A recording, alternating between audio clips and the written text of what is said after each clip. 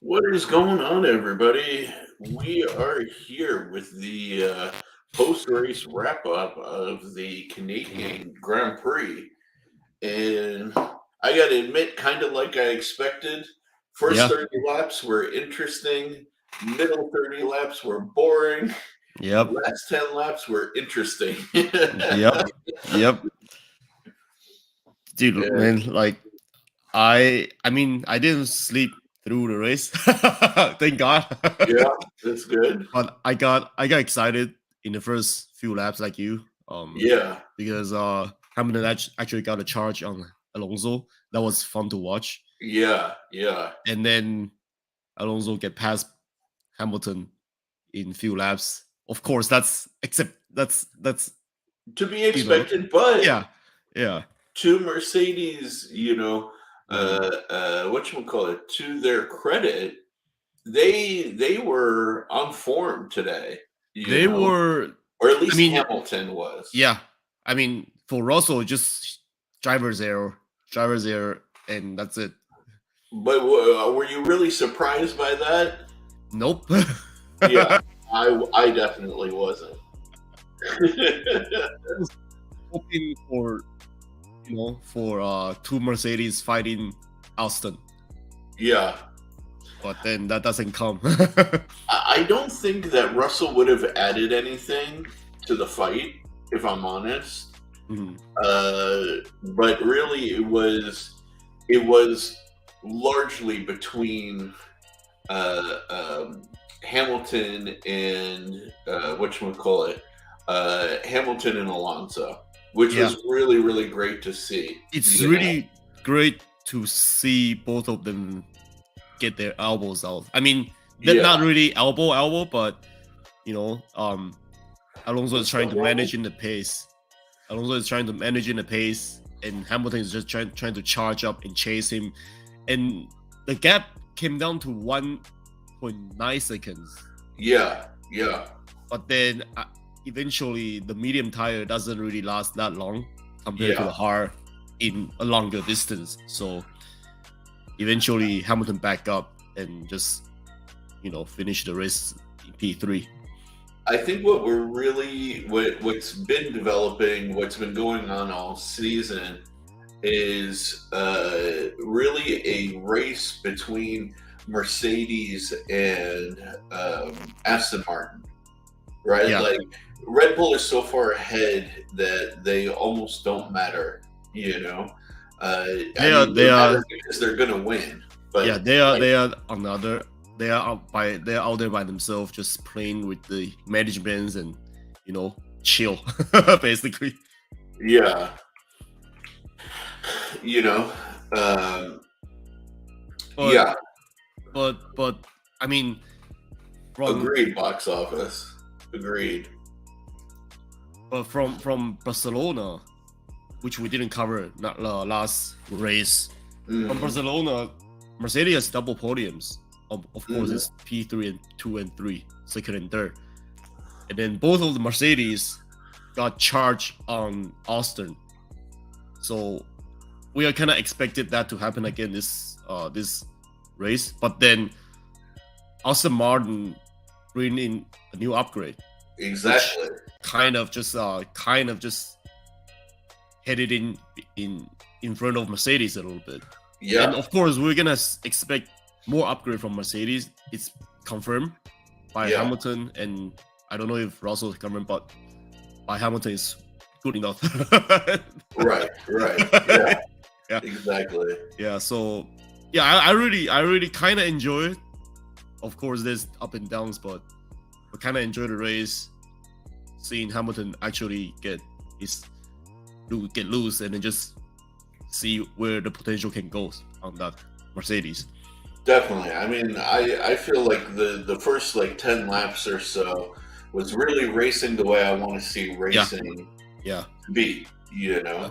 I mean, Uh, like from my perspective, I yeah. love the whole race actually because it's a progress, right? Like Right. you got passed by Alonso in the first race in the start of this race. He got charged on Alonso, and then he got passed by Alonso, but then he do a recovery drive Right. on Right. Alonso, which is really nice to see him just fastest lap after fastest lap after fastest lap, Yeah. and then giving it absolutely everything on the car. You can see he and Alonso is on the edge of every single corners and every single Yeah. turns and on the wall. Yeah. Yeah. Without question. I mean, Alonso tapped the wall Yeah. of champions. You know. Yeah, and He's just literally so pushing great. that hard. Yeah, it's just so great to see like all like the top three are world champion racing each other. Of course, Max is not. He doesn't count because he's so way ahead. Yeah, and that's the thing, you know, like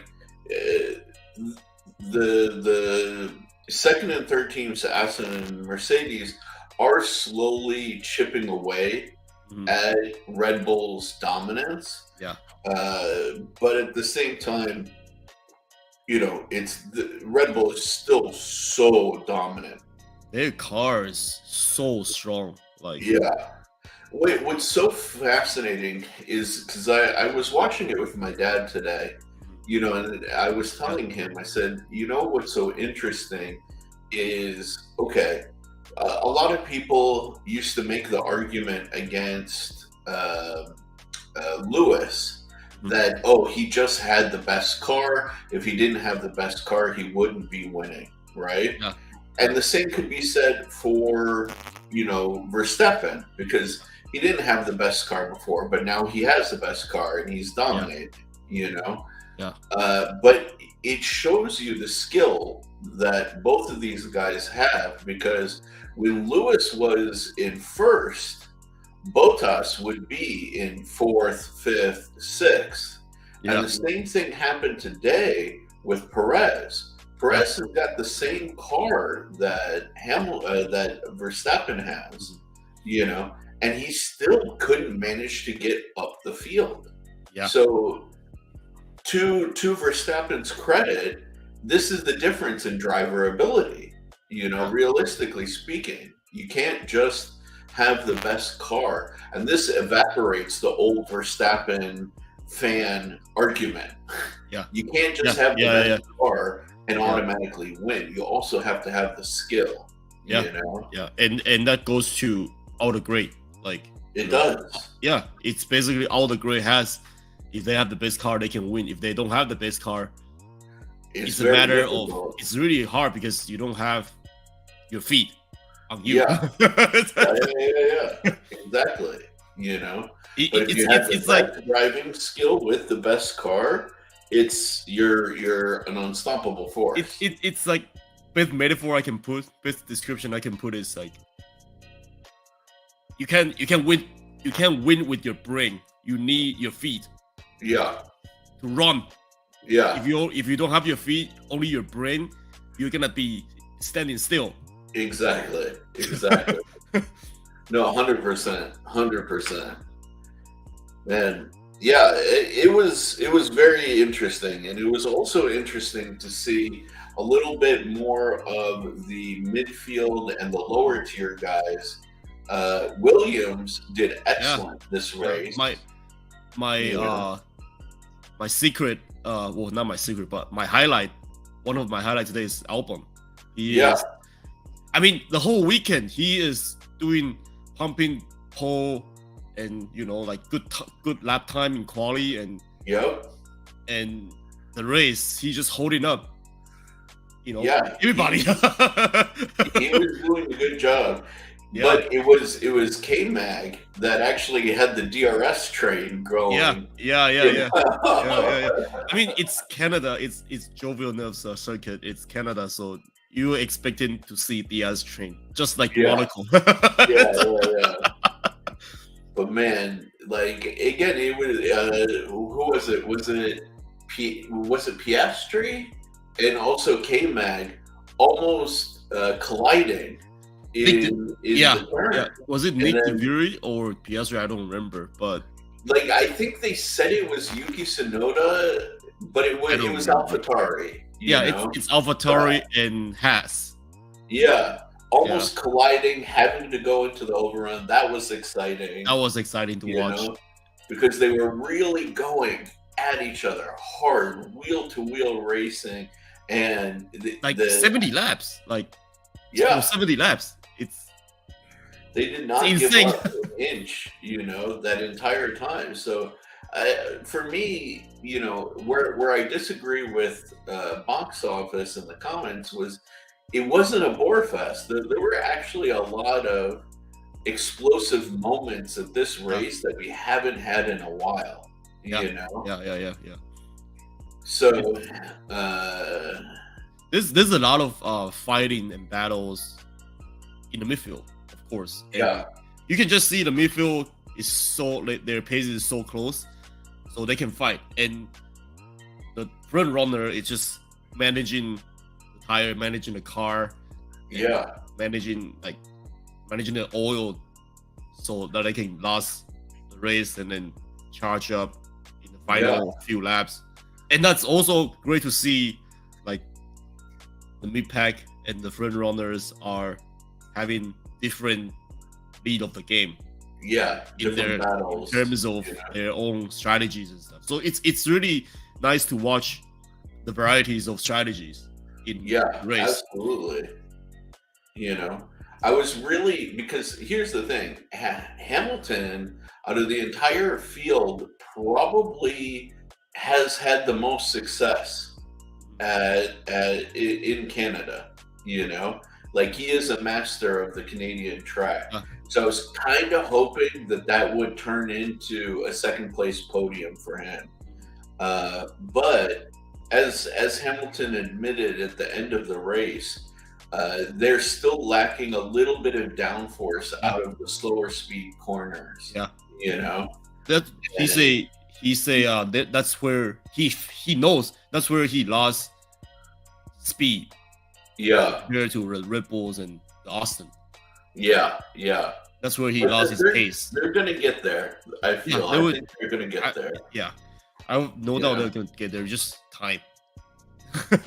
Yeah. Hey, For English Lies, welcome back. Hey, we appreciate you. Sorry we weren't live last week. I was out of town and then I got injured. So I was out of it. I was getting checked out in the hospital, but I'm all good now, and we are back. Yeah, we're back. We're back. We're back in routine. Yes, sir. Back in the routine is right. Yeah. Next race is going to be in 2 weeks. Austria, Red Bull win. It's a Red Bull circuit. We're gonna expect Max again. Of course.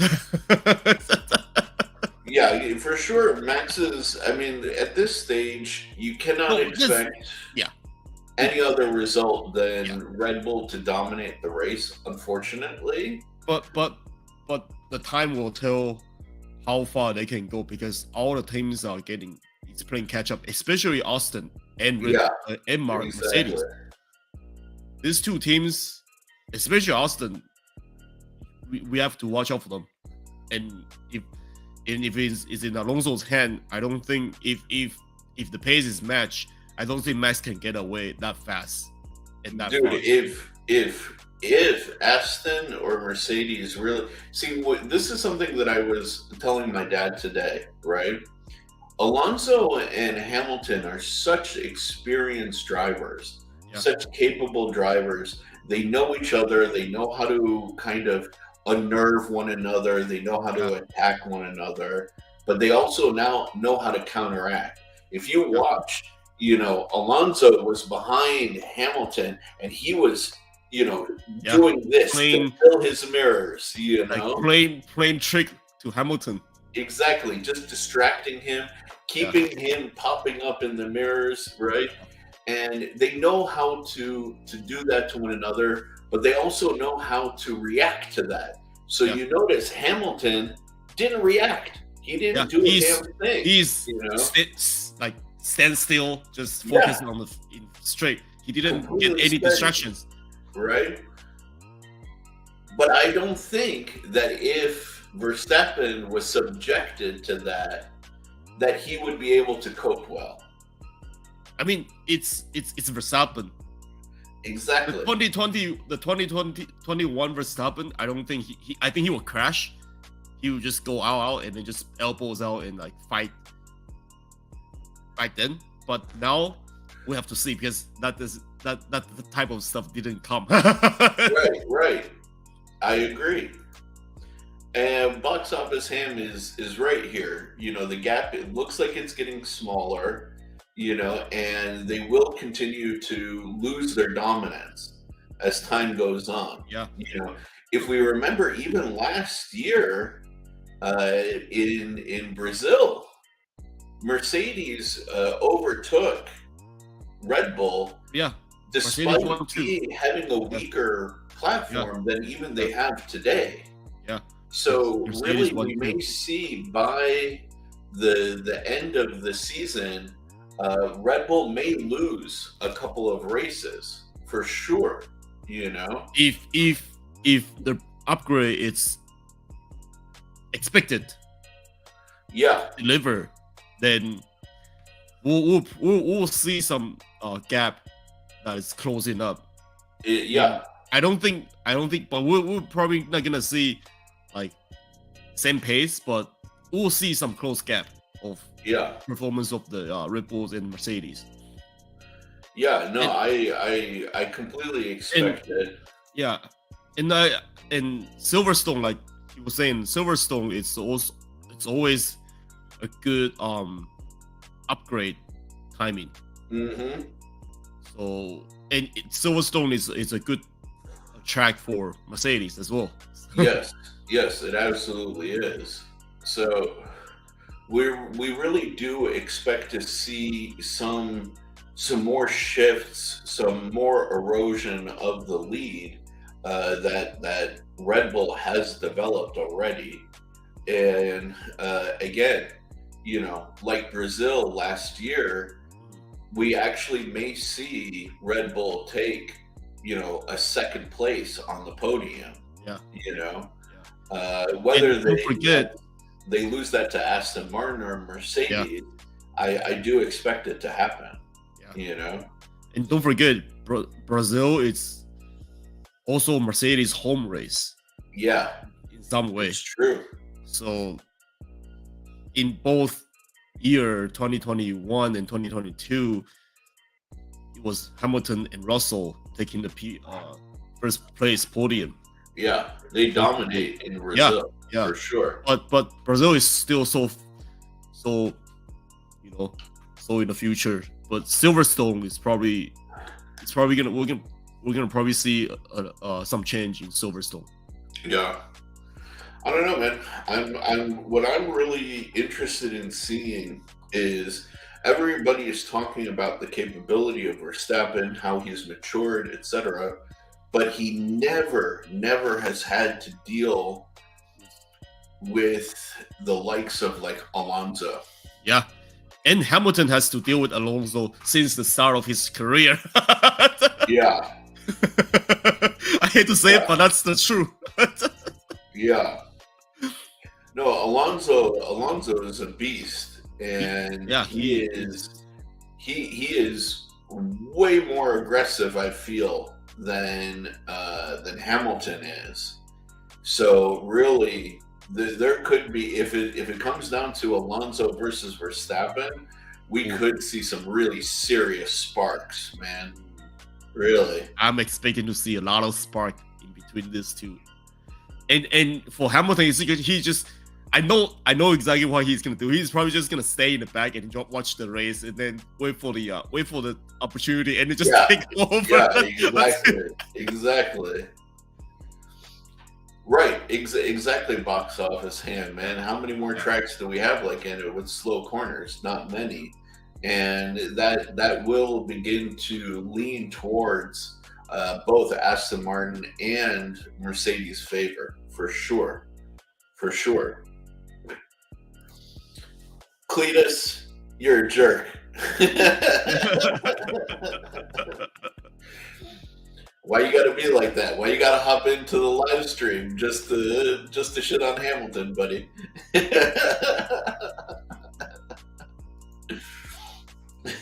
So we'll see some action. I wouldn't say Hamilton's win is coming in the near future, but we'll probably see some win, like a few wins in the future. Yeah, I'm not going to predict any outright Mercedes wins, but I will say that I expect and I will predict some really exciting racing, for the second half of the season, to be honest. And especially in between Mercedes and Austin. Yeah. I mean, it's so fascinating because the Aston is basically a Mercedes with a different package, a different aero package. And the upgrades that Aston Martin brought to the race today were really serious changes. I mean, they changed the hot tub side pods, they changed the floor, they changed the leading edge wings of the floor, they changed the engine cover. I mean, they put in some serious work to the upgrades. It's just like the Mercedes last race in Spain. It's like it's a serious upgrade, like over basically.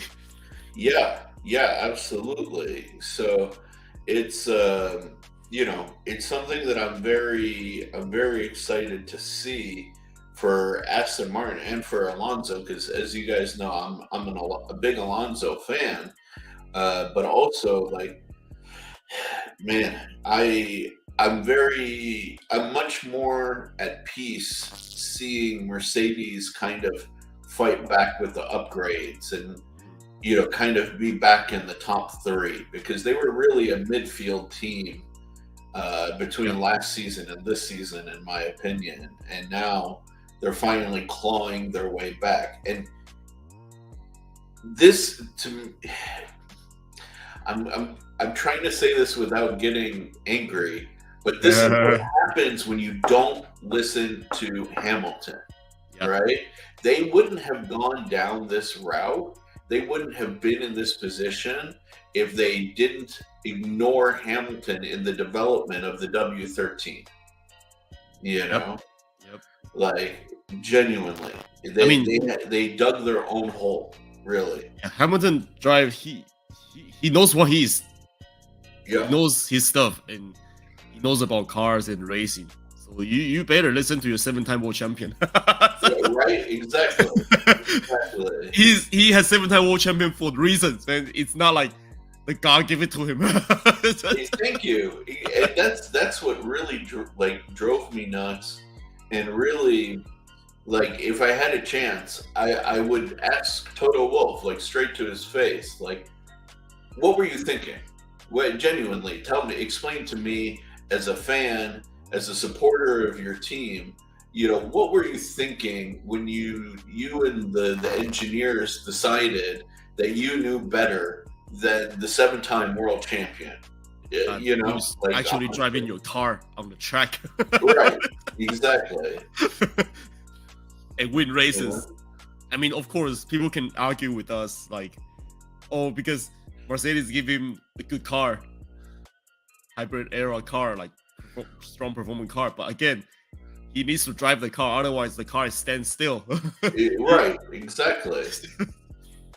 It's not really like, who is better, who's not. They have to be both. It has to be both, the car and the driver. Yeah, exactly. And they did take a big swing in the development of the new platform, but they took that swing by ignoring the feedback of their principal driver. Really, the side pod.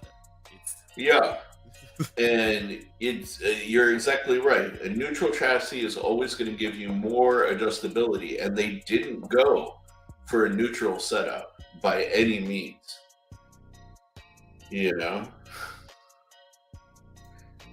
I'd like to know who they really were listening to. Were they listening to Russell?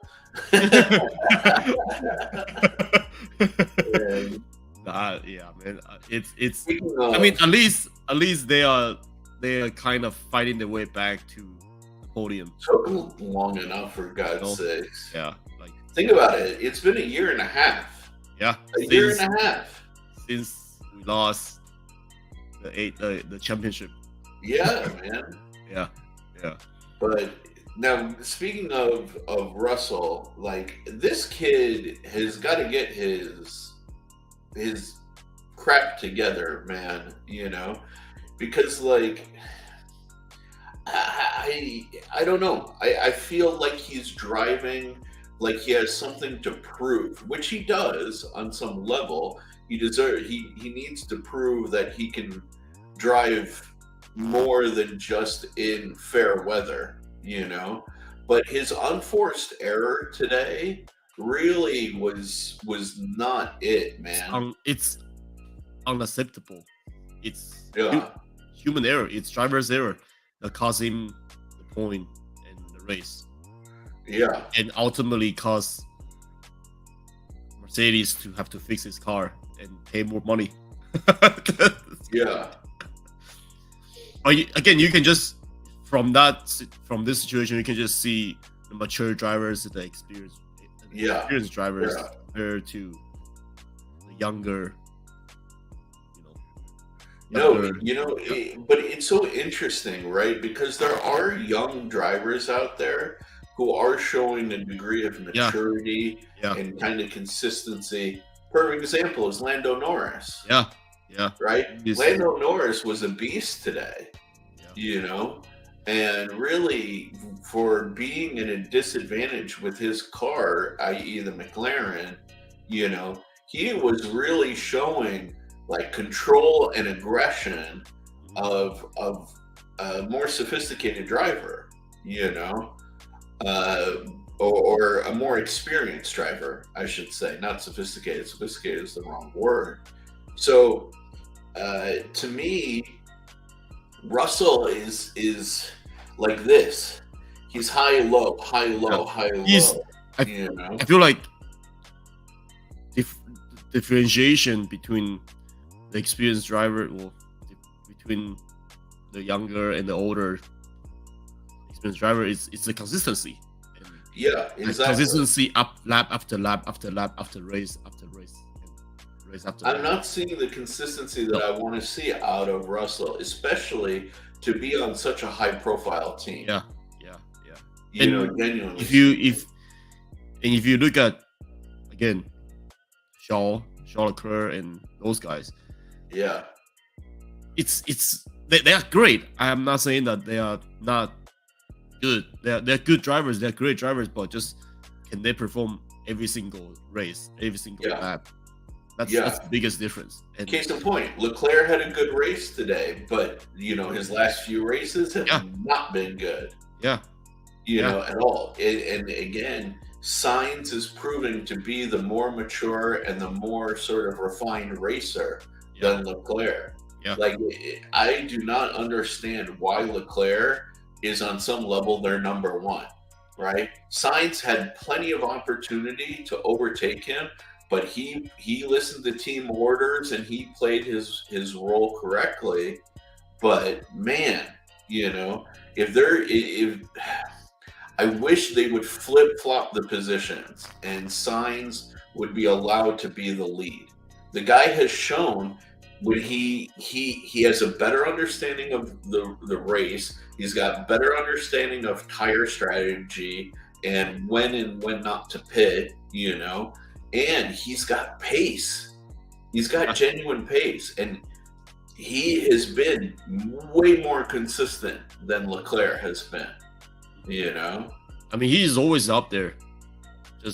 No question. Not like stay in the same spot and then just not making any errors and not making mistakes. I mean, of course, he made mistakes during the quali, but I feel like that's the communication. The teams and the drivers. So it's not really his own fault. I agree. I feel George definitely overdrives the car, which is part of his problem. It's he cracking under pressure.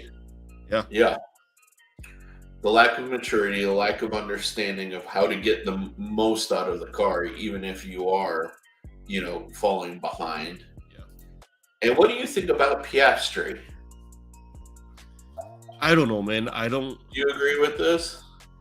Yes and no. I mean, again, it's his first year, so I can't really say anything. But Lando, it's still always gonna be there picking up pieces if he makes Yeah. a big mistake. So For me, it's I always find it difficult to comment on drivers in their first year. yeah, I really wait until their second year. or third year. Yeah, before I decide if somebody has talent or potential. Yeah. Again, we are looking for that consistency and looking for that consistent performance, which is why we love Hamilton and Alonso so much, because they have the performance and consistency. Yeah. And it just all come down to the car. So. Yeah, 100%. 100%. Man.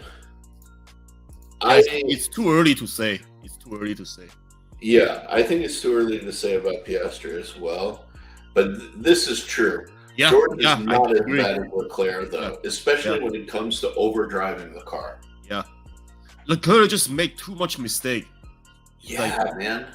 He just occasionally crashing or occasionally just run off the circuit. Even in qualifying, man. Yeah. Like, geez. Like, for me, I don't see what the hype is about Leclerc. I don't. I mean, he was really good back then, but for some reason, these 2 years he's not showing anything. No. I'm really like, if there was anybody that I was going to cut from the Ferrari team tomorrow, it would be Leclerc, 100%. That's just me. I'm just not impressed with his performance at all. Like, genuinely at all. But it was a good and entertaining race for the most part. Today I mean, again, first 10 laps or first 30 laps were interesting. The middle 30 were kind of like, okay, but really I can't complain about today's race. Like, we got to see some real, heat, real action. Yeah, some real action for sure. I mean, like I wish every drivers can just go all out every single lap, and of course you can't, because you have to manage your tires, you have to manage your oil, you have to manage your temperatures. So during the middle part of the race, everybody just kind of sit back and just kind of managing, cruising, right, the car. Which is, it of course it's gonna be boring, but that's a part of the race. That's a part of the strategy that we can't do anything about. Yeah, man. But wow, Verstappen is so ahead in the points. He's 195 points currently. Perez is at 126. He is at real risk of losing the points position to Fernando Alonso, who's at 117 right now. So we could see some shift in the championship positions. Let's see, as far as time goes, trying to load up the stats here. No, Hamilton doesn't have a chance. Not for not this year. Not for the championship by any means. Definitely not. But we'll see some catch up. It's like 2 years. Let's just look at it as 2 years in development of the car. Yeah, exactly. Which is crazy, because it's going to be 2024 They're gonna, before they may have a competitive platform. Yeah. And then in 2 years' time, we're going to have a whole new formula. Yeah. But here's the big takeaway, at least from my perspective. Fernando Alonso was able to chip away the Red Bull lead to 9.5 seconds. On average, the Red Bull has been about 13 seconds ahead of second place consistently if you look at all of the races. So that says that the Aston Martin upgrades are really, really working. And even the Mercedes of Lewis Hamilton ended up 14 seconds behind him. And 23 seconds is definitely much closer than they've ever been to the Red Bull. Yeah. So, no, the gap is closing. I mean, it's not as dramatic as you guys want, but it's closing bit by bit. Mm-hmm. I mean, of course, it's not gonna be like 2 seconds close the gap or 3 seconds, but 1/10 or that kind of small. Hey, man, you can talk all the smoke you want, Patina, right? But freaking Alonso's out there with his AARP card already, bringing the heat. So you can talk all the smack you want, brother, but freaking Alonso is one of the oldest racers to have ever raced. One of the most experienced, and he's still smoking ass. So if there's anybody else who could do it, it's definitely Hamilton. I mean, these two are, the face of Formula One right now. I mean, not that face, but of course, people can say the face of Formula One is Max Verstappen, but for us, it's Hamilton and Alonso because they are the more experienced drivers. Exactly. No, for me, the gods of you have two gods of F1 really driving right now, and that's Hamilton and Alonso, without question. Yeah, without question. Man, Patina just has to come here and rub salt into the wounds. Let's just not ignore him. Let's just let's not even look at his comment. And then we'll fix this some other time. You hear that, Patina? We're coming for you, brother. We're coming for you.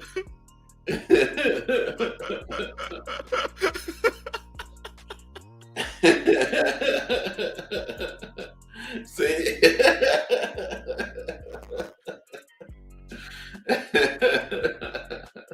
Look at it. I'm here.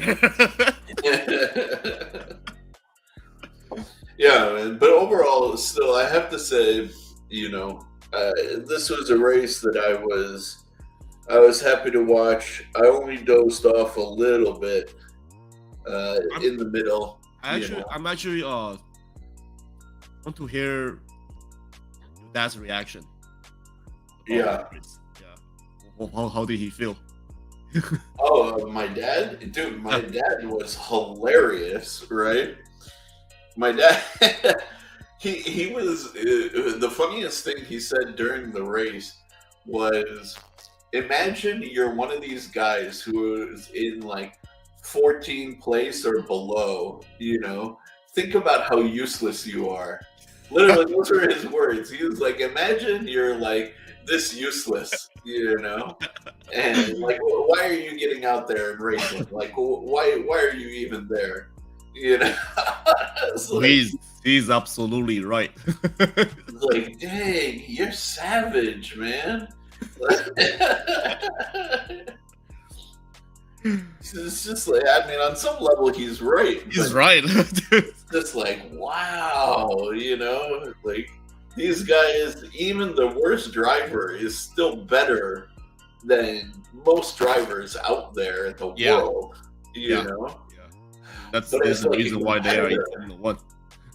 You know, like as a competitor, you kind of feel that. You're like, dude, I mean, I'm really not being competitive. I'm just going out there and Yeah, racing. yeah. But imagine, you know, you're Nick DeVries or, Logan you know, Sargent. Yuki Tsunoda. Um, speaking of, right, like that was one of the things that I was thinking about was like, dude, what's going on with Yuki Tsunoda and how much longer is he actually going to be in the sport? Because he really is not proving that he has a good temperament Yeah. for competing, you know, Not uh, as good. and he's not producing the results. Yeah. Like genuinely speaking, he's not producing like good results. He's not in the points, you know, on And this this is race. what his third year in the Something like sport. that. He's in his. I think he's in his third year. Yeah. Let me see. Also, where is he as far as the points are concerned for this Very season? far back. I No, I don't know think that I he think has any points. Sonoda. It's just he's worse. He has the worst temper in He Formula does. One grid, and that is really gonna cost him in terms It of really his will. management of the car and communication with the teams and trust with the team. Yeah. Yeah. It's just. I don't know, man. Like I really don't understand, and I don't know that I see a future for him within the race, like in or not in the race, on the grid is what I'm trying to say. You know, like where is he going to? I mean, dude, yeah, AlphaTauri has 2 points in the constructors championship. That's it. You know, Yuki Tsunoda got those 2 points, and that's it. That's completely it. You know, He's so I don't see any. I mean, of course, he's still in Formula One. He is better than both of us. But yeah, but as I far mean, as in Formula One, I don't see his future in Formula One at this point. yeah, I mean, think like we could say the same thing about Latifi. You know, back in the day, right? Like Latifi technically had a super license. Yeah, You know, so he is an incredibly capable driver, right? But he still wasn't performing at the expected level of Formula One, you know. And if you think about it like that, Latifi had how many years in the sport before he was finally let go? I do not see really like a long-term future, in my opinion, for Yuki Tsunoda. You and know, especially they are Ripple sister team. exactly. You know, Christian. They tend to be cutthroat about their Yeah, team members. yeah. Who's that guy again? That old guy. Ripple's advisor. What's his name? Oh, Herman Marco. Marco, yeah. No, really, Dark I Lord forgot his name. himself. The Dark Lord himself. Yeah. No, he's gonna look out on him for sure. Oh, for and then sure. if he can deliver the performance that they want him to deliver, he's gonna get caught and get fired. Yeah, no questions asked. You know, Dude, even Perez is getting warning by Herman yeah. Marco. No, and to be honest, as much as I like Perez, you know, really, I wonder about Perez's long-term future because, dude, for him to have the most dominant car and to not be performing even remotely close to the same level as Max, they're really going to sit and reconsider his contract, honestly. You know? So, thank you, sir. Thank you. And No, it was it. Yeah, it's. I mean, we can always expect Red Bull's internal fight in yeah, between Red Bull themselves or AlphaTauri themselves. I mean, both of them are Red Bull, owned by Red Bull. yeah. So. I don't know, man. I just, like I said, I'm not seeing a long-term future for Yuki Tsunoda. I don't think that he is really going to survive past 2024. That's just my thoughts. I don't see him really contributing to the race outcomes. I don't see him having a good temperament, with the team. Especially the good, His temper he has. It's so bad. Yeah, and really he really just doesn't seem to have the one of the comments that he even got up until this year, or is like, I think it was last year in particular, that he didn't have the discipline. Also, he wanted to kind of chill out and hang out too much and not put in the training that he really needed. So if you want to be the great, you need to do what you have to do. You have to work. You have to spend time in the garage. You have to, exactly. It works. Yeah. Exactly. And really, Yuki didn't seem to want to do that. For me, he is kind of invisible every time when he's on the track, and that tells me everything. Like, I don't really care about him. Yeah. Agreed. He's just not. He's not a force to be reckoned with. He's not somebody to really concern yourself. It's more he's a comedic relief when he's yelling at the team. I know, all right, dude, chill out. He's taking on the role of Nicholas Latifi. Yeah, just in different situations. Yeah, yelling and entertain our ear. Exactly. What up, El Cap Addict? What's up? So, who do you think could replace Perez? I don't know. I know exactly who I would vote to replace Perez, and that's Lando Norris. Yeah, I can see why. But in terms of, I mean, if there's no contract, and of course he can. No, but let's be real. If tomorrow Red Bull offered Lando Norris a contract, I almost guarantee you he would take it and get away from McLaren. Honestly. Yeah. No, Lando. Yeah, I can see why you pick Lando Norris. Yeah, he's more than capable of being the fast driver, and he deserves a fast car. He deserves he does. Capable car. Now this is also true, right? Being second driver to Verstappen is a shit position, no matter who you are. But I feel that Lando Norris is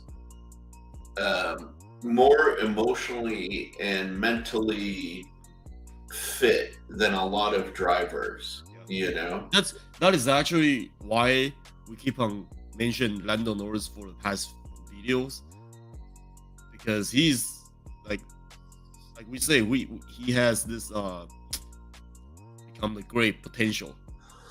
Yeah, what we see, his driving style and the way he composes himself. Yeah, that's why I think, genuinely speaking, I feel that Lando, if there's anybody who could be a number 2 to Verstappen at Red Bull, he would be my number 1 choice without a question.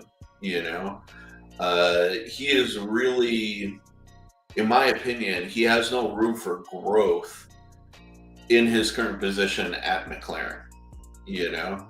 I don't think he would be good at Renault. Renault doesn't seem to have their stuff together whatsoever, right? And The only other place that I would have him go would be Ferrari if they got rid of Leclerc, honestly. But they're not going to get rid of Leclerc anytime soon. But In if they fact, got rid of Perez, that's who I would pick. in fact, Ferrari might get rid of Sainz if that Which really is happens. stupid. Yeah, yeah, That would be the Because- stupidest move. yeah. Because Ferrari's number one driver is Leclerc. Yeah. So it's no doubt that if they're gonna get rid of somebody, it's Sainz.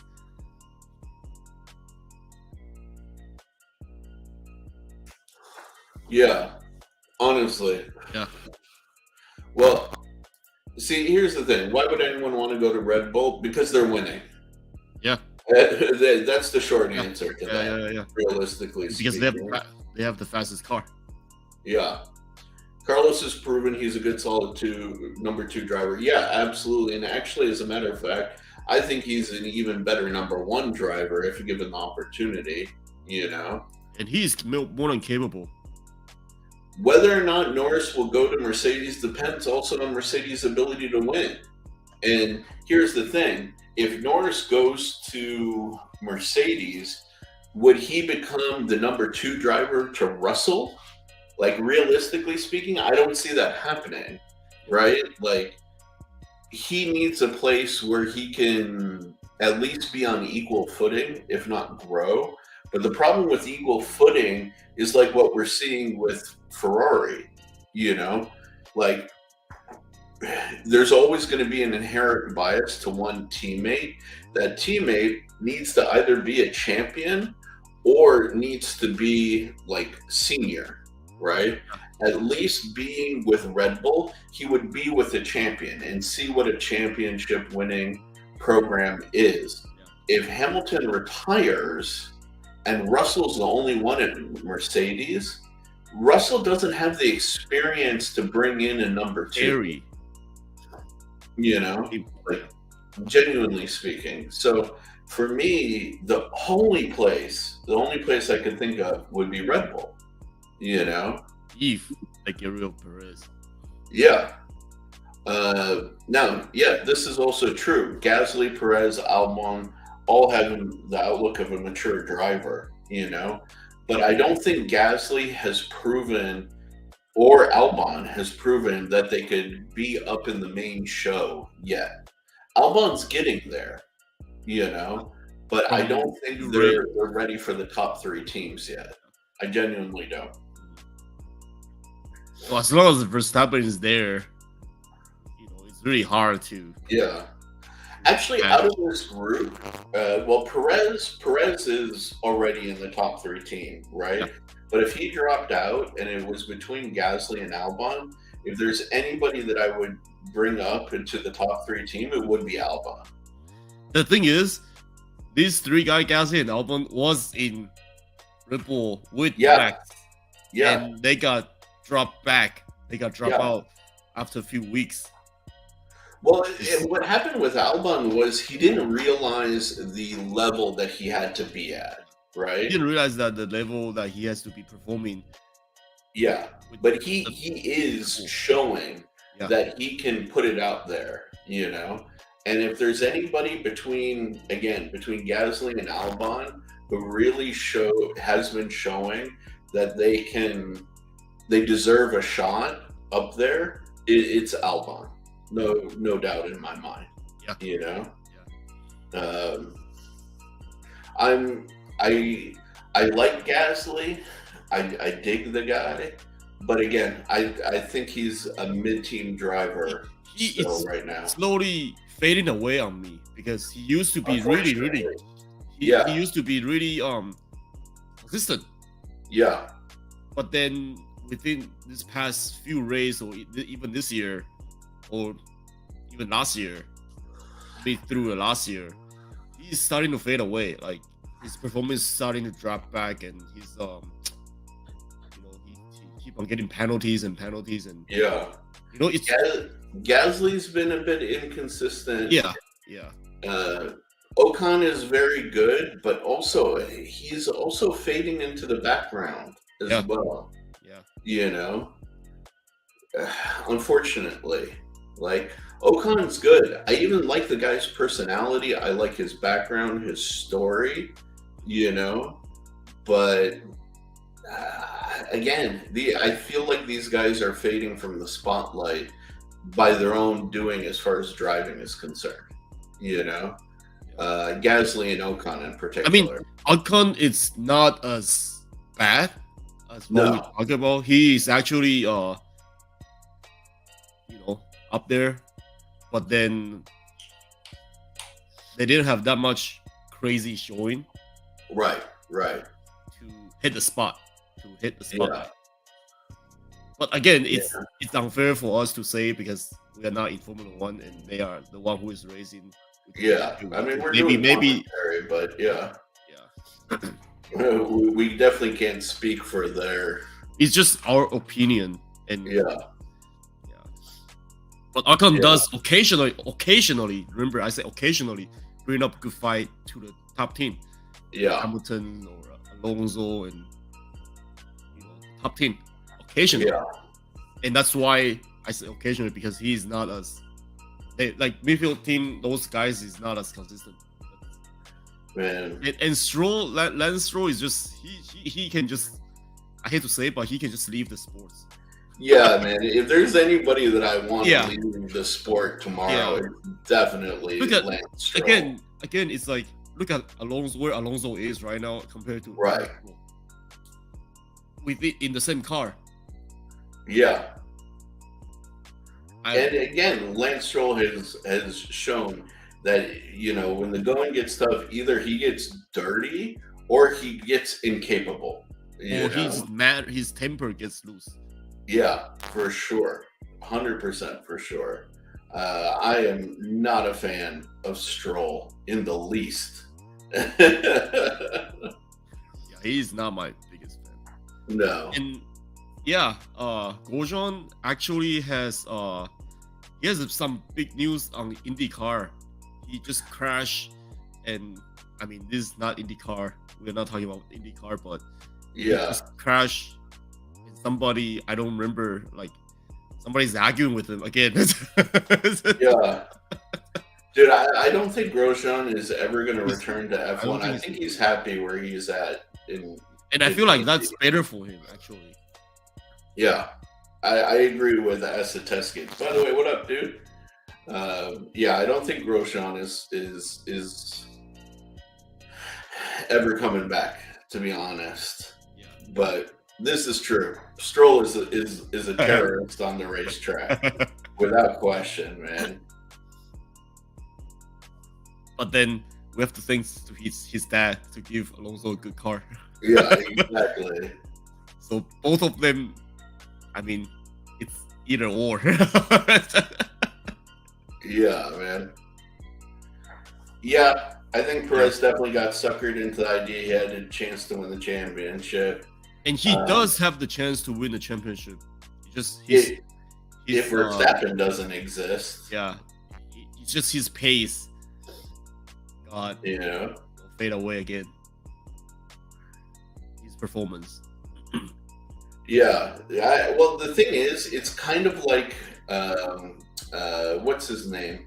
The Australian guy I don't like. Ricardo? Yeah, it's like Daniel Ricciardo. Daniel Ricciardo thought that he had a chance to win a championship. But let's be honest, the guy never had a chance of winning a championship. But then he kept on chasing it.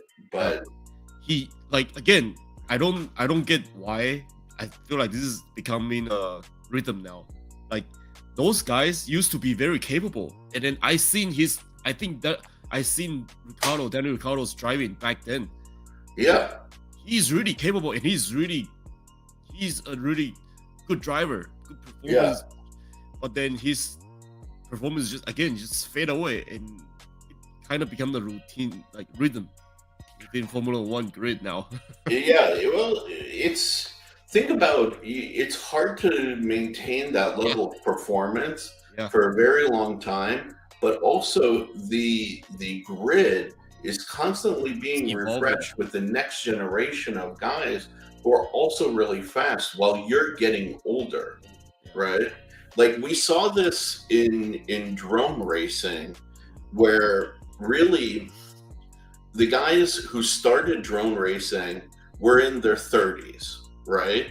And they were fast, like no questions asked. And as technology progressed, they kept on getting faster. But then, next thing you know, guys in their 20s got interested. And the guys in their 20s were somehow unlocking more speed. And then as time went on, there were guys who were teenagers who started coming in, and they started unlocking even more speed. Next thing you know, you've got kids who are like between 12 and 14, and they had insane, like mind melting speed. And they are young, Like, like yeah, young. there's something about the way the brain is wired, right? And on top of that, the kids didn't have their own money involved. It was their parents' money. Yeah. So they didn't have to worry about crashing or anything. They could just push and push and push. And it was a crazy phenomenon to watch. But think about that, right? So by the time the guys who started it who were in their 30s, and by the time the 12 and 14-year-olds started coming into play, those guys who were in their 30s were then in their 40s. Yeah, they can be And that there's bad. just no way that the 40-year-old could keep up with a 12-year-old, 13-year-old, 14-year-old. Yeah, and you know? because they got nothing to lose, they're still Right. young, and they got Exactly. fresh blood. Yeah, exactly. So I think that that's what happens. Yeah. That's definitely what happened. And again, the good and the greatest, that's the differentiation. Like, Right. the greatest consistency, lap after lap, race after race.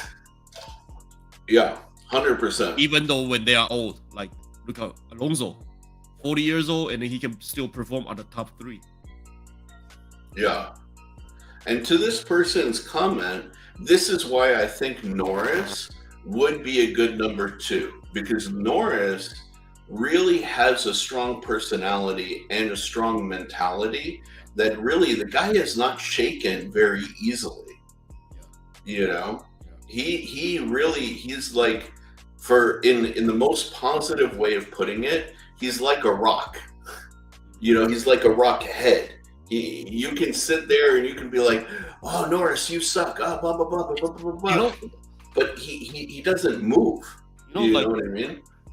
Lando Norris give me this vibe of Hamilton a little bit. Yeah. Right? Because if you look at his race closely, I mean, we have been looking at his race very closely every single race when we got a chance. A lot of his overtake or a lot of his performance is happening when he's just waiting for his, he waits for the right window. Yeah. And that's exactly what Hamilton is doing. That's exactly what Hamilton is the most capable when he's at his peak performance. Yeah. And that shows you, I mean, he's not the greatest yet, but he can be the greatest because just that patient, consistent. Yeah. He knows how to manage the car. He knows how to manage the tires. He knows how to manage a race. He's got a good mentality. He's got a healthy mentality. Yeah. You know what I mean? He's not toxic, and he's not. He knows how to do the social media and the public game. You know what I mean? He has the makings of a champion. Like there's no question in my mind. So we'll see.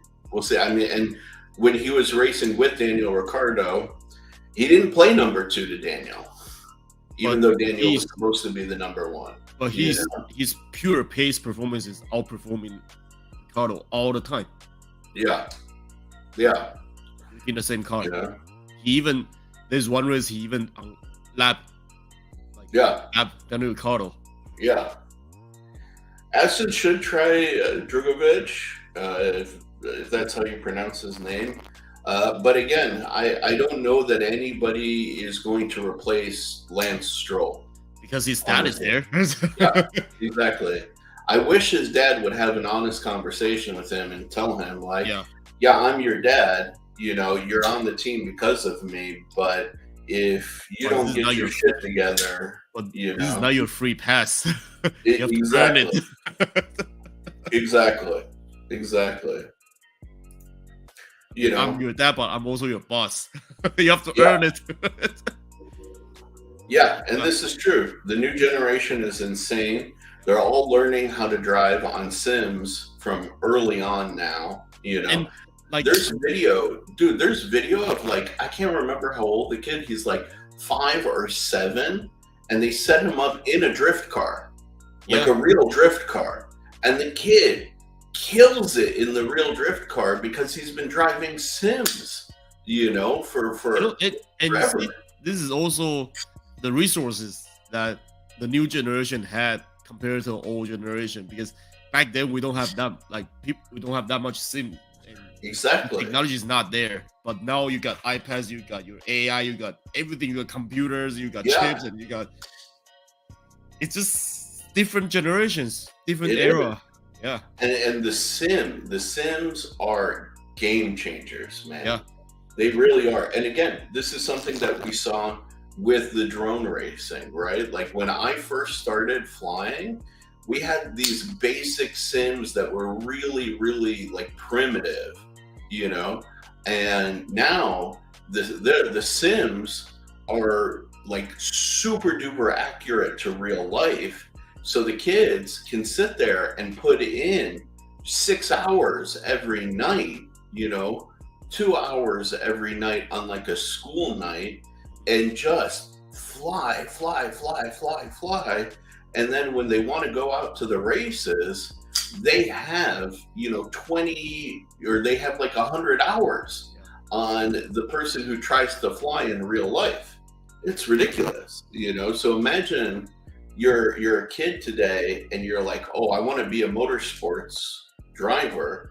You can literally put in 10,000 hours in sim racing before you even get into a real car, and you put in the know? money to invest the top of the line technology. Yeah, And I hate to say it, but I hate to say that technology will driven the greatest, but in some it part will, that's dude. also true. Now think about it, right? To get like a full-blown Fanatec setup, Oh my right? god, don't tell me about And to get like a triple monitor, that. like sim rig, And is your computer, you need to right. have a beefy computer to run Even with 120 frames per second. right. Assume you have all of that, okay? The cost of all of that is still cheaper than trying to run a kid through karting for one season, Yeah, realistically speaking, yeah, right? And the kid will get more, everyday experience in driving than if he was karting for an entire year, yeah. you know? And it's so much cheaper if you And look at it in pure costs. yeah, and that's just the reality. Yeah. New generation, new era of racing Hmm. technologies and you know sim racing. Yeah, no, like sim racing is changing the game, dude. Yeah, It genuinely is. So, yeah, see? yeah.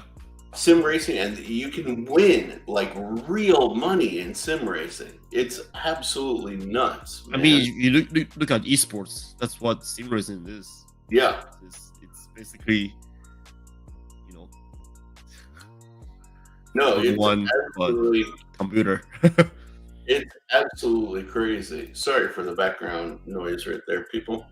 Um, I'm trying to see if there's like whatchamacallit, like a quick TikTok that I could find, but I have to log in and I don't want to log into TikTok. Dangerous. But yeah, there are videos out there of literal children racing. Um, let me see. Yeah, the youngest drifter in the world, 9.5 years old, 14-year-old kid driving a 500 horsepower drift car. 5-year-old is an expert drifter.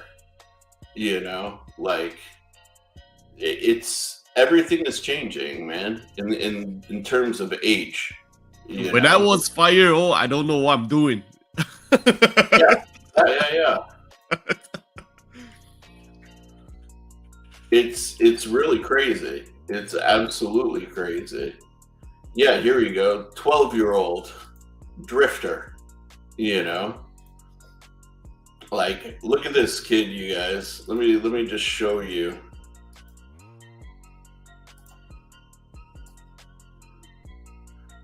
Look at the kid in the driver's seat. He can't even reach the pedals. They had to mod the pedals. Modify, yeah. So, I mean, this is the future. Oh, look at the kid. He can barely see over the dashboard, for God's sakes.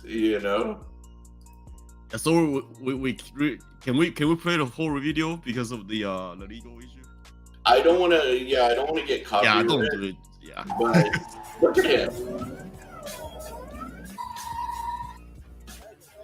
Oh man, hold on. We got to go back a little bit.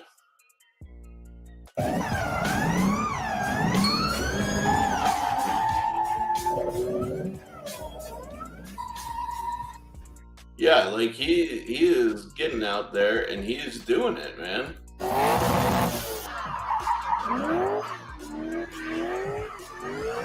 The kid at 12 years old is probably a better driver than I am.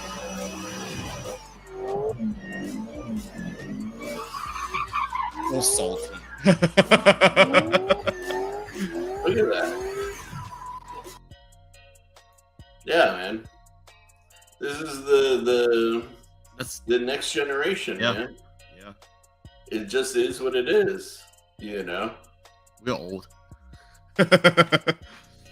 Yeah, look at this. We started racing competitively at 8 years old. Put him in a sprint car at 10 with blocks on the pedals. Exactly. Yeah. So that's what I think happens, and that's why I think these guys fade off as time goes on, But the greats stay the greats, and that's why, Alonso and Hamilton are still up there despite their age and are still killing the game, I mean, they have experience, and experience lasts a long time. It does. Well, I mean, especially when you maintain your edge and you maintain your sharpness like these guys have, But I tell you what, guys, I think that's going to be it for us today. Joe, do you have any closing thoughts or comments? No. Overall, good race. Looking for next one. Looking for new upgrade, and looking for, for you guys to get back with us. Yes, we are happy to have so many of you back with us now that we're doing the lives again. We really appreciate it. And hey. If you guys are new here, please don't forget to like, comment, and subscribe. All that usual good stuff. We're trying to get to 1,000 subscribers. Yeah, guys, just go look at our reaction videos. We need a video to get views. And this is what I definitely wanted to say to every single one of you out there who has children, who's a papa, who's taking care of his family. Happy Father's Day to every single one of you. We appreciate you guys. You guys are being good men, taking care of your families. So today is the day we celebrate you guys. All right. And on that note, I think we're out of here, right, Joe? Yeah. Peace.